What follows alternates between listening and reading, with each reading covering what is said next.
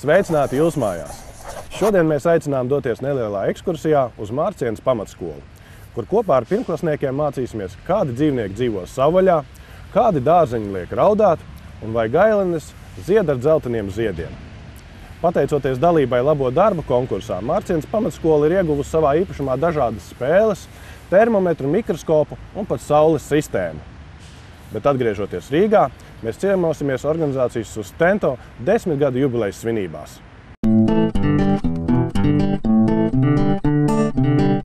Konkurss Labie darbi ir vieta, kur materializējas domas, piepildās sapņi un idejas kļūst par realitāti. Katru mēnesi konkursam Labie darbi, ko atbalsta kompānija SMS Kredīti un Draugiem LV, finansējumu līdz 2000 latu iegūs 4-5 projekti. Bet tie ir tikai nedaudz no pieteiktajiem. Kā uzrakstīt projektu, kā iegūt pietiekoši daudz atbalstītāju. Par to mūsu raidījuma turpinājumā Mārcienes pamatskolas pieredze, jo viņi ir uzvarējuši šajā konkursā. Vidzemes novadā netālu no Madonas, Mārcienā, jau te 160 gadus darbojas pamatskola. Gadu gaitā skolai nācies mainīt telpas un pagājušajā vasarā pārciest ugunsgrēku. Tomēr uguns nelaime, kā arī skolēnu skaita samazināšanās, kas pēdējos gados piemeklē teju visas lauku skolas, pedagogiem devusi jaunu spāru pierādīt, ka skola pagastā ir vajadzīga un ka mācības tajā var būt interesantas un aizraujošas. Mēs esam maza skoliņa, bet toties kolektīvs, kas strādā šajā skolā, ir ļoti draudzīgs. Mēs esam tā kā viena tāda kupla ģimene.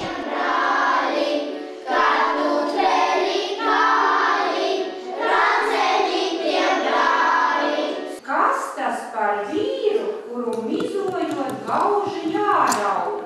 Kartupeli. Sīpoli. Tev varbūt mājās ir īpatnēja tāda kartupeļu šķirne, kad mizot tad raud? Vai vienkārši tev nepatīk mizot kartupeļus un tad jāraud? Jā. Skolotāja Iveta Kaira ir pirmās klases audzinātāja. Saņemot audzināšanā pirmklasniekus, viņa nolēma, ka beidzot pienācis gals vecajiem soliem un krēsliem un stundas jāpapildina ar krāsainiem un interesantiem brīžiem. Tas bija sākums projekta pieteikumam zinību klases izveidei Ar prieku skolā. Es gribu, lai man sākot darbu pirmajā klasē un tiem bērniem, kas nāktu uz pirmo klasīti mācīties, lai būtu kaut kas priecīgāk, savādāk, labāk. Un es nevienam neteicu, ka es šo projektu rakstu. Es meklēju internetā izcenojumus, cik maksā soliņi, cik maksā krēsliņi. Tikai tad, kad no Labajiem darbiem man pienāca šī vēstule, jūsu projekts ir atbalstīts un kad jums tagad tikai ar to dienu sākas balsošana, tikai tad es saviem kolēģiem pateicu. Mēs esam tāda pavisam maza lauku skola.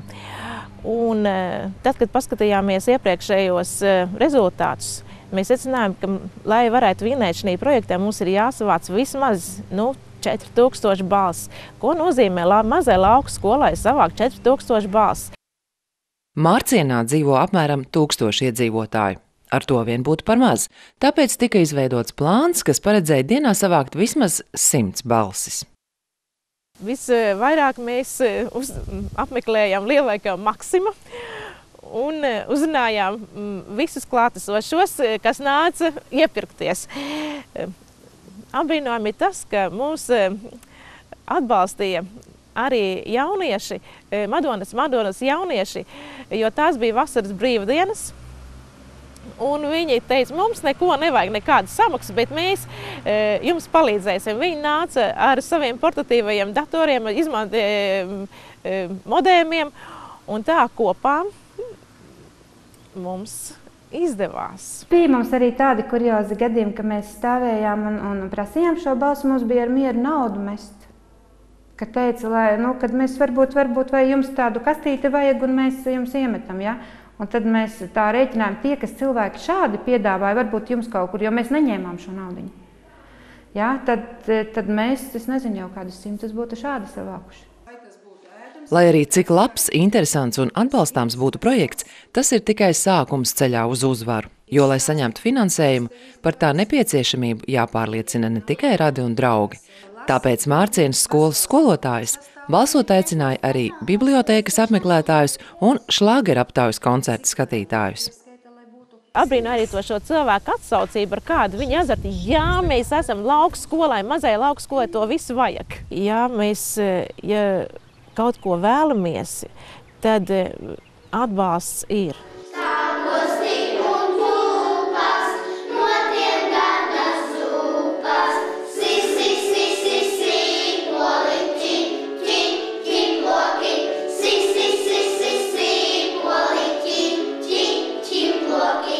Par projektā saņemto naudu Mārcienes skolā tika izveidota zinību klase. Tagad te ir jauni galdi un krēsli, tāfeles, mēbeles, žalūzijas, daudz dažādu spēļu un mācību materiālu. Spēles veidā bērni mācās rēķināt, atšķirt formas, iepazīt pulksteni, termometru, kā arī Latvijas ģeogrāfiju.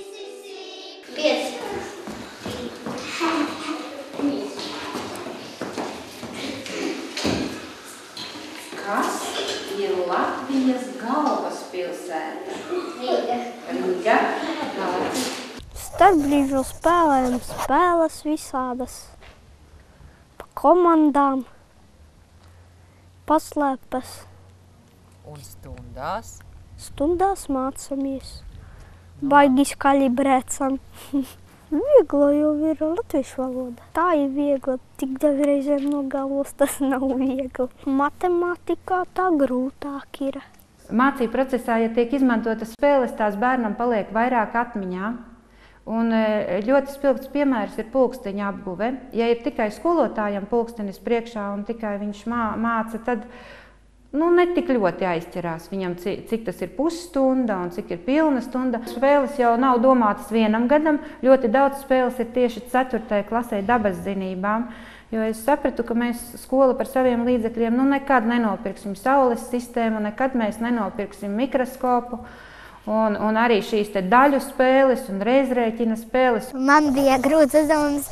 Es nevarēju pateikt, ja man bija jānosauc 3 savvaļas dzīvnieki. Es domāju, ka tie dzīvo mājas dzīvnieki, tie ir maidzīvnieki. Tagad es zinu, ka savvaļas dzīvnieki ir vilks, lapsa, zaķis. Pārējās spēles mēs bieži spēlējam. Ir arī tāda tāfelīte, kurai 2. klasē tikai varēs ņemt.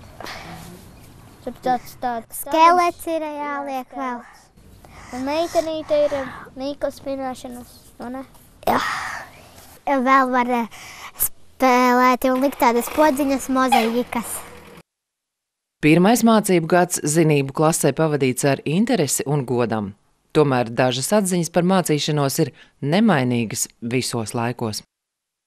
Sākumā bija viegli, pēc tam jau grūti bija uz pirmo klasi. Jā, tagad ir viegli un tad grūtāk palika.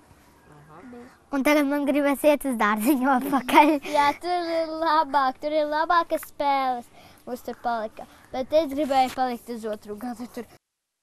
Mārcienes pamatskolas dalība labo darbu projektu konkursā un arī iegūtā atzinība gada projektu nominācijā Mēs izglītībai ir pierādījums tam, ka arī maza skola ar savām idejām var aizraut vairākus tūkstošus cilvēku. Tad, kad pie mums ciemojās Didzis Zariņš, spēkavīrs, viņš teica tā, ka nenovērtējiet savu mazo skolu pārāk zemu. Atcerieties, ka no mazām lietām izaug lielas. Pirms 10 gadiem bija skaidrs, ka ir vajadzīga organizācija, kas var un spēj apvienot cilvēkus ar invaliditāti visā Latvijā, apzināt problēmas un vajadzības, aizstāvēt tās un, ja nepieciešams, arī cīnīties. Tā radās organizācija Sustento, kas veiksmīgi risina problēmas un svin arī svētkus. 2002. gadā par spīti apgalvojumam, ka latvieši savā starpā mēdz kašķēties un sākotnējiem neveiksmīgajiem mēģinājumiem veidot vienotu organizāciju, radās Sustento. Šobrīd Sustento apvieno 34 dažādas invalīdu organizācijas visā Latvijā. Pirmā, protams, ir šī ideja, kad ir nepieciešama vienota balss, lai runātu par kaut kādiem jautājumiem, lai lobētu šos jautājumus ar ministrijām, jo, kā jau teicu, kopīgā ir spēks un tā ir tā iespēja apvienoties. Otrakārt, katram ik pa reizi ir ļoti atšķirīgi viedokļi.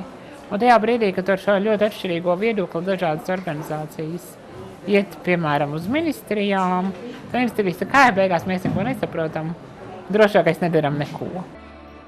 10 gadu jubilejā Sustento sveicēju pulkā bija dalību organizāciju pārstāvji, politiķi un uzņēmēji, draugi un atbalstītāji. Šajos gados invalīdu tiesību aizstāvībā un problēmu risināšanā paveikts daudz. Tomēr lielākā uzvara, lai arī grūti nākusi, ir ANO konvencijas pieņemšana, kas paredz, ka ikvienam cilvēkam pieder visas tiesības un brīvības bez jebkādām atšķirībām un aizliedz jebkāda veida diskrimināciju cilvēkiem ar invaliditāti. Mēs tiešām esam priecīgi, ka dažādos veidos, gan ar draudiem, gan ar lūgumiem, gan ar piketiem mēs esam panākuši to, ka Latvija ir ratificējusi gan konvenciju, gan arī šo te protokolu, un kas tomēr rod cerības, ka ir kaut kāds dokuments, ko balstīties tālākajā darbā. Sustento apliecina, ka vārdam nevaru faktiski nav robežu.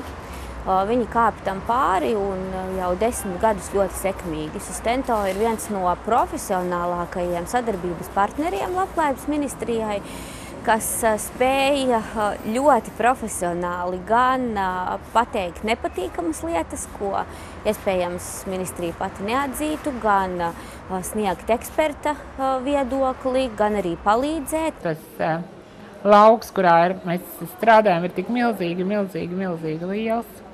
Un tajā ir tik ļoti daudz ko darīt, kad mums nav jākonkurē, bet vienkārši jāmēģina maksimāli palīdzēt viens otram, lai mēs vispār kaut ko varētu izdarīt. Mēs zinām, ka naudas visam, ko paredz invaliditātes likums, nepietiek.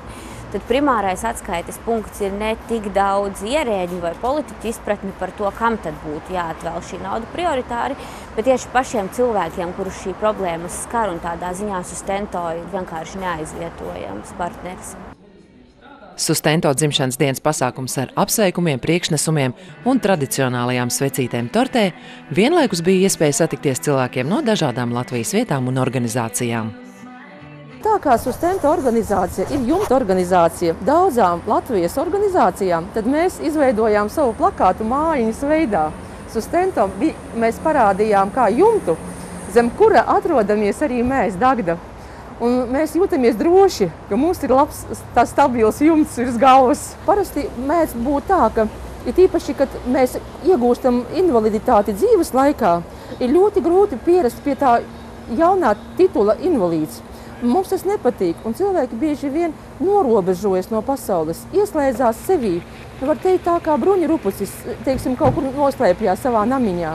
Nu, lūk, un mūsu mērķis bija palīdzēt viņiem iziet no savām tām, teiksim, iesprostojuma un apvienoties un kopā darboties. Ja mēs sevi parādam, ka mēs vēlamies būt sabiedrībā, tad arī sabiedrība arī nāk pretīm.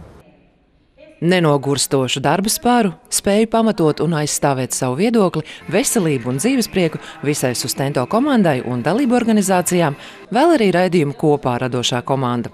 Tā turpināt vēl vismaz nākamos 100 gadus.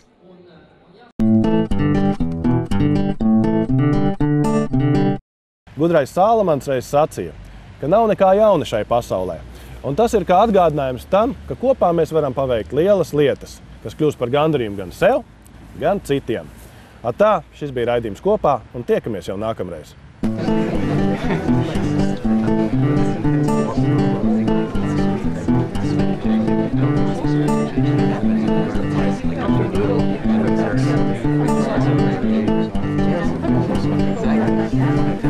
Thank you.